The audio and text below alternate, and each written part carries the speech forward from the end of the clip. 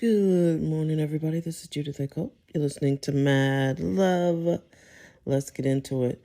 So, Twitter, or whatever, X, is the only place where you can put certain things up on the internet. And apparently, someone in, I want to say, Charlotte, somewhere in North Carolina, a black man stabbed a Ukrainian woman on the metro. A very frail blonde woman, and Twitter's just going crazy. I've seen multiple posts like, why won't you talk about the murder of this white woman? Here's the thing. If you take the race out of it, and I know why they won't, because these particular people who are posting, clearly that's their demo. They want to make sure everybody understands that, there's this horrible racial problem in America, and, they want to inflame it. But the reality is, I've seen that crime many times between black people.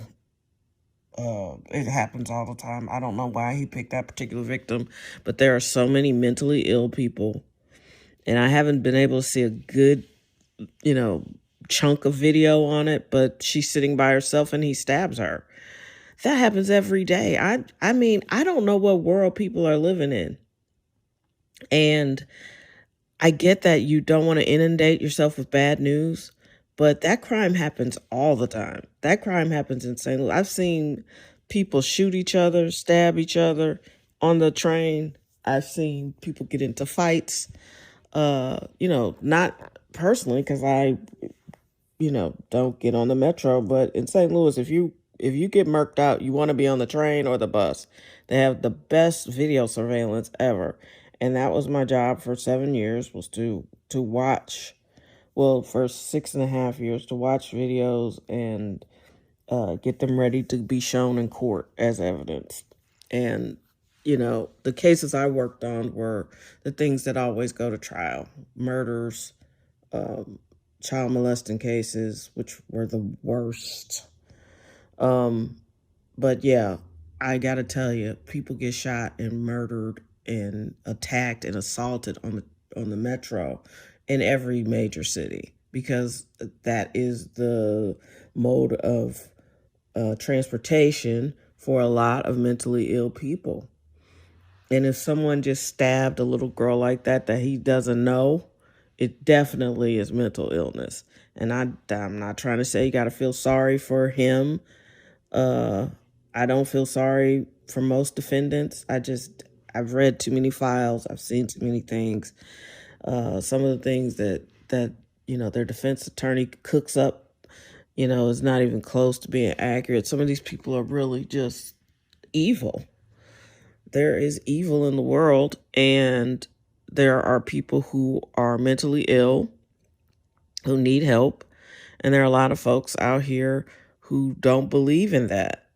And so we've kind of crafted this society where unless that person commits a murder, he won't get any attention. We had a woman here, she stabbed somebody in Walmart. She didn't know that lady. She just stabbed. They were in, I want to say, a Walmart, some kind of little 99-cent store, some kind of little store scenario. And she took one of the knives from the store and stabbed this lady, I believe. She may have brought her own knife. She was a mentally ill woman from Memphis, driving around in the world, and stopped at the store. And this little, the nicest lady ever, according to her friends and family, and I'm not trying to be glib. It was horrible. It was horrific.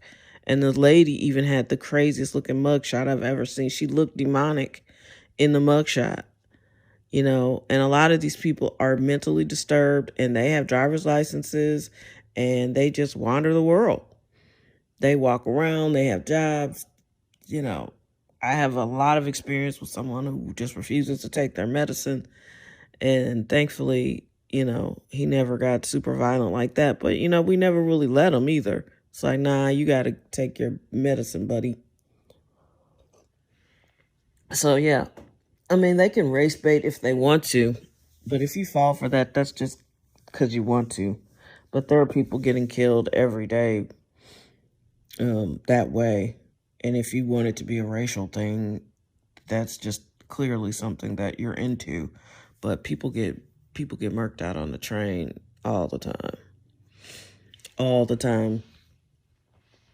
And I mean, I only worked in one county. I can't even talk about like what was it like in New York City? I don't know. And part of my new career is going to be finding out some of these things, because um it's just a fascinating world that we live in. It's the world that we live in and the world that people believe they live in that's shocking to me, because your perception does deeply affect your reality. But humans are very, very violent and very unhinged. And like I used to say this all the time on this podcast, and I still believe it. If I can be optimistic, anybody can. I've seen way, way too much crime. And, you got prosecutors who've been doing this for 25, 30, 40 years. They've seen a lot and probably should be in therapy. I don't think you should just stay doing this kind of work without some kind of therapeutic counseling, something, because you never. I don't think you get desensitized. I mean, I only did it 7.5 years. And while I didn't do the video stuff for the whole 7.5 years, I did do the I've worked in criminal justice for 7.5 years, and it can be really, really tough to watch. I mean, you're looking at stuff where people are getting hurt and harmed, and some of them don't have a good reason. They just don't. Other than, I think I had a case where someone was sitting in a car. It was mixed race. It was 2 white people in the front, 2 black people in the back, I believe. And they had been driving around. Well, they were in the house at first doing something called ice, basically meth. And they got in a car to go somewhere. And one of the black guys in the back was eating a bowl of cereal in the car when he was convinced that the 2 people driving the car had turned into demons. He could see them morphing into demons in between bites of cereal, and then he heard them speaking the devil's tongue, which I want to say was something like Czechoslovakian, some kind of Eastern European language, maybe even I can't remember what their background was, but they were definitely international people. And they turned to each other, male and female, and started talking in their language. He, high on ice, eating cereal, saw them turn into demons and speak devil language in his mind, and he just stabbed them. He stabbed them both. And I want to say one person died immediately and another person died later. That was an interesting case. I don't remember how it turned out. I have to look that one up. But I worked on the video, which was his interview with the police. And so, people on meth talk one way and people off of meth talk another way. And he was just mumbling and I think the prosecutor chose not to use my video, which he said he didn't think it. Anyway, he said he didn't think it added value. But here's the thing. People believe in video. People believe in video. And I worked really hard on it. And I filtered the sound and all that stuff. And I'm like, yo, don't make me work hard and you don't use it. That's bullshit. And of course he lost because he didn't use the video, I believe. I had something like a 95% success rate. That's just being, I might be even lowering it. If there was video or audio or something that I had worked on, there was a very strong chance the case was a dub for the prosecutor's office, simply because jurors believe video. And a lot of these crimes get captured on video now. So, yeah, but that video coming out of Charlotte or somewhere in North Carolina, when I see it and people are sitting around and this guy is trying to paint, she's obviously a low income person. She has on like some sort of fast food uniform or something. And this guy is sitting behind her, but they don't show the actual stabbing, but they show the people around, and they're scared too. You can see they don't want to get involved, and they're also scared because they don't want to be stabbed. And this guy or several guys on Twitter, I don't know if they're even real people. They're just so outraged that I saw one post where they're like, George Floyd got all this attention, and when is somebody going to point out how unsafe America is for white women? And I was like, Lord, these people are trying their hardest to start some sort of race war, but the joke's going to be on them. Because I'm telling you, people we're at the tip of the iceberg where people are starting to be too distracted, too busy to focus on this kind of stuff. Because they're starting to realize, hey, mom can't live by herself anymore. Who's going to take care of her? They have bigger problems. I can't tell you, how much I don't care about after caring for my mom very intensely for the last 7 years, but super intensely for the last 3. From 20, when she got diagnosed in 2020 to 2024, man, that was like running a gauntlet. It really was. And I look back now and I can see how exhausted I was and how tired I was. But when you're dealing with it every day, you just put your head down and you keep going. And that's where America's getting to. Like, we're getting ready to be too exhausted to be baited into anything other than our own situation, which is probably going to be good because we're going to rebuild our communities and focus on just the people we can see, not the people we worry about on the internet.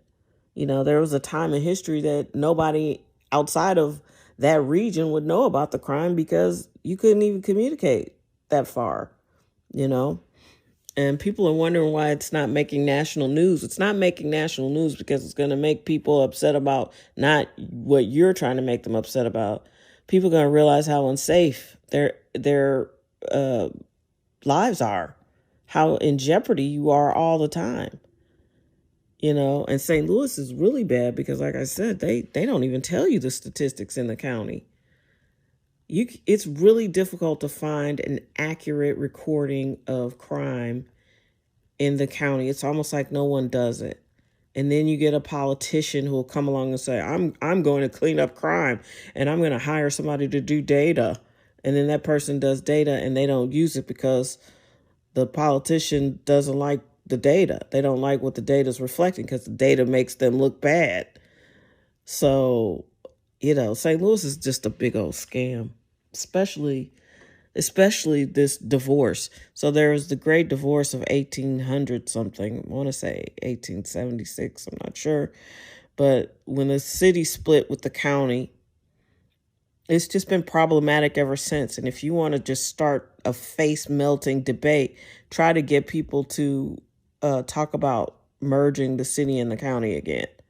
Because people in the county are absolutely convinced that the dumpster fire is the city and the county's cool. But this is just no way to operate an organization. You got 80-something municipalities. 50-something of those have police departments, which means you've got 50 plus different chiefs, different mayors, different judges and prosecutors, and all the big crimes go to the main St. Louis County Police Department and to the main prosecutor's office. So in the county. So you've got all these little fiefdoms and they're just little feeder systems. And, I'm a mayor of 10,000 people. Then you got a mayor of 125 people. Then you got a mayor of like 300 people. And it's just so strange. And all these little areas, they get so proud and locked in. But, if you're in a low income area, there's nothing to be proud of. You're costing your little fiefdom, funds.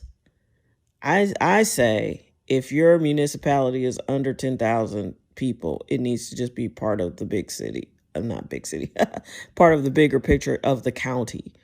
You're just St. Louis County. You're not this little municipality. And that would probably cut a lot of them. That might put us at half. But, these little munis, they all have. There's a street here. You could drive down one street and say you only go 5-10 miles down this street, and you will have gone through like 3 municipalities. And they have the nerve to change the speed limit in each little municipality. So when cops were feeling, kind of froggy, they would just pull everybody over, and give them speeding tickets. And then you get stuck in the muni court system. And a lot of times a person will have committed a bigger crime and should be in St. Louis County or city jail, but they're being held in a muni for traffic violations and not paying their traffic tickets. And I mean, that's really all the munis can handle is traffic. Everything else goes to the bigger office in the county. It doesn't make sense.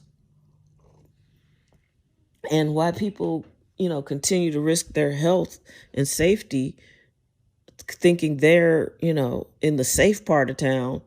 St. Louis is lit, baby. There is no part of town that people aren't getting victimized in. No part, city or county. All you can do is play the statistics, which is, the probability of me getting murdered is less over here than where I was. That's all you can do. But the chances of somebody getting in their car and coming to just spray up a block or shoot at somebody, there have been several shootings on the highway right a block from where I live because of road rage. So try again, race baiter. Try again.